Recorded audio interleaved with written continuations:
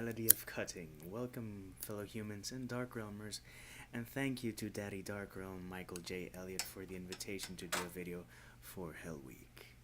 As an indie writer, there are many things that I enjoy. I enjoy creativity, I enjoy writing poetry, and I enjoy writing children's stories, but I also enjoy writing urban fantasies that keep people up at night with nightmares. So, upon thinking what I would do for Hell Week, I gave some thought. And I thought about 6 tips to write a very memorable death scene.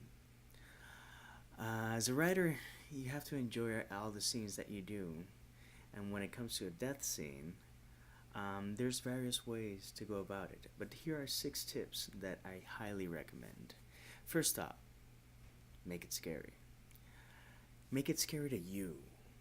Don't write like, oh, I'm gonna scare someone. Write something that makes you uncomfortable. If you're still comfortable writing it, you're not pushing yourself dark enough. So maybe you have to go a bit darker. Number 2, make it last. Don't extend it too much, though. There's a fine difference between making it last just right and extending it in a way that it's just lame. It's a nice balance, but don't give me a quick death. Slow things down just enough to capture that scene, that moment. Number 3, think of different angles. People are always two-dimensional when they, or a lot of people are often two-dimensional when they write. Why be two-dimensional? Why not think, if you have scissors, people would think of all the ways that they can enter a body. Think of something you haven't seen, and think of something that would disturb you to see. It could be a bite, it could be a slash, it could be a blow, it could be a bone breaking in the wrong direction, it could be the neck snapping at an awkward angle.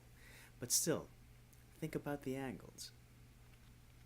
Number 4, focus on how it would feel a lot more than on how it looks. Yes, we want to see it, but when you talk about touch and texture and on crunch and on break, some interesting things come about. Number 5, use darkness and sound to your advantage. It's always unnerving when you hear something that sounds awful. When you write sound, if you can feel that sound, you're doing it right. And lastly, but not leastly, not always, but on occasion, treat a death scene like poetry. You're seeing something that's happened before, but we need to see the metaphors and we need to feel it and see it in new ways. So for that, I shall keep this very brief, very short, or maybe just long enough. So till next time, peace, love, and darkness.